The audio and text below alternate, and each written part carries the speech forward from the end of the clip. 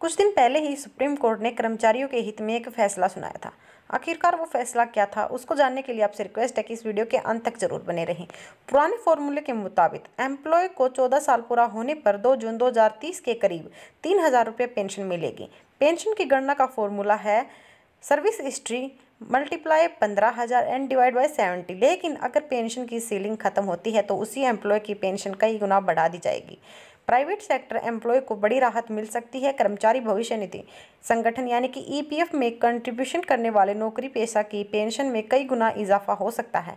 EPFO board जल्द ही इस फैसले को सुनाएगा। माना जा रहा है कि कर्मचारी पेंशन योजना 95 के तहत 333% तक पेंशन बढ़ सकती है। कर्मचारियों की पेंशन योजना में अधिकतम 15,000 रुपये तक हो सकती है। इसके बाद में इसकी सीलिंग भी हुई है, मतलब सैलरी भत्ते में जो बेसिक सैलरी हो 15,000 रुपये महीने से ज़्यादा हो, लेकिन आपकी पेंशन की गणना अधिकतम 15,000 रुपये सैलरी पर होगी। कई गुना बढ़ सकती है ईपीएस पेंशन। जी हाँ दोस्तों, ईपीएस जो पेंशन है वो कई गुना बढ़ सकती है। सुप्रीम कोर्ट की बेंच के पास में एक पेंशन की सीलिंग का मामला लंबित हुआ है। इसमें कई लेवल पर सुनवाई हो चुकी है। यूनियन लगातार मांग कर रहे हैं कि पेंशन पर लगी कैपिंग को खत्म कर दिया जाए। अगर फैसला कर्मचारियों के पक्ष में होता है तो पेंशन की गणना आखिरी सैलरी यानी हाई सैलरी जो ब्रैकेट पर भी हो सकती है। इस फैसले से कर्मचारियों की पेंशन में 300% तक की बढ़ोतरी संभव है। ईपीएस के तहत पेंशन लेने के लिए शर्त यह है कि 10 साल तक कर्मचारी भविष्य निधि में योगदान करना जरूरी है। वहीं 20 साल तक की सर्विस पूरी करने पर 2 साल का वेटेज भी मिलता है। सीलिंग हटने से एक बड़ा अंतर आएगा। ईपीएस 95 में कैसे बढ़ेगी आपकी पेंशन? मौजूदा नियमों के मुताबिक अगर एक एम्प्लॉय 1 जून 2015 से कहीं नौकरी कर रहा है और अगर वह 14 साल नौकरी पूरी करने के बाद में पेंशन लेना चाहता है तो उसकी पेंशन की गणना 15,000 रुपये पर तय होती है। भले ही कर्मचारी 20,000 रुपये की बेसिक सैलरी में हो या फिर 30,000 रुपये की में। पुराने फॉर्मूले के मुताबिक एम्प्लॉय को 14 साल पूरा होने पर 2 जून 2030 से करीब 3,000 रुपये पेंशन मिलेगी। पेंशन की गणना का फॉर्मूला क्या है?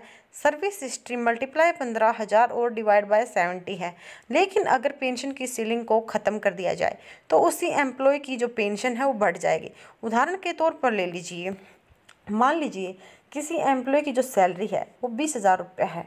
पेंशन के फॉर्मूले से गणना करने पर उसकी पेंशन 4,000 रुपये बनेगी, यानी कि 20,000 गुना में 14 और डिवाइड बाय 70 यानी कि 4,000 रुपीज़। इसी तरह जिसकी सैलरी जितनी होगी उसे उतना ही ज़्यादा पेंशन में फ़ायदा मिलेगा। ऐसे लोगों की पेंशन 300% में उछाल आ सकता है। उदाहरण 2 के तौर पर लिया जाए, अगर मान लीजिए किसी कर्मचारी की जो नौकरी है वो 33 साल की है, उसने आखिरी बेसिक्स जो उसकी सैलरी वो 50,000 रुपये होगी। मौजूदा व्यवस्था के तहत पेंशन की गणना अधिकतम 15,000 रुपये की बेसिक सैलरी पर तय होगी।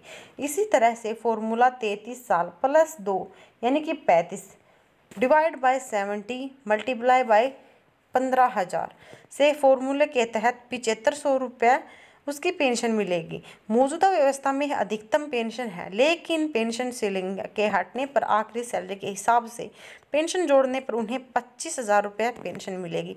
मतलब 33 साल जमा में 2 35 साल, और अगर उसको डिवाइड कर दिया जाए 70 से और मल्टीप्लाई कर दिया जाए 50,000 रुपये से, तो उसकी जो बेसिक सैलरी है पर मंथ वो 25,000 रुपये निकलेगी, बढ़ जाएगी 333% सैलरी।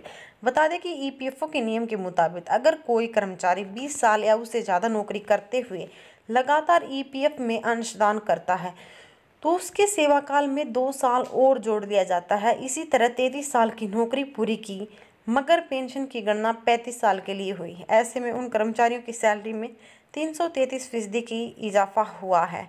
तो दोस्तों, क्या आपकी सैलरी में भी इजाफा होगा? अपनी राय कमेंट बॉक्स में ज़रूर दीजिए और ये भी बताइए कि आपने अपनी नौकरी है वो कितने साल तक करी है। और ऐसी ताज़ा खबरों से जुड़े रहने के लिए आपसे रिक्वेस्ट है कि आप हमारे चैनल को शेयर एंड सब्सक्राइब कर दीजिए। अगली वीडियो में फिर मिलते हैं नई खबर के साथ। तब तक के लिए धन्यवाद। जय हिंद, जय भारत।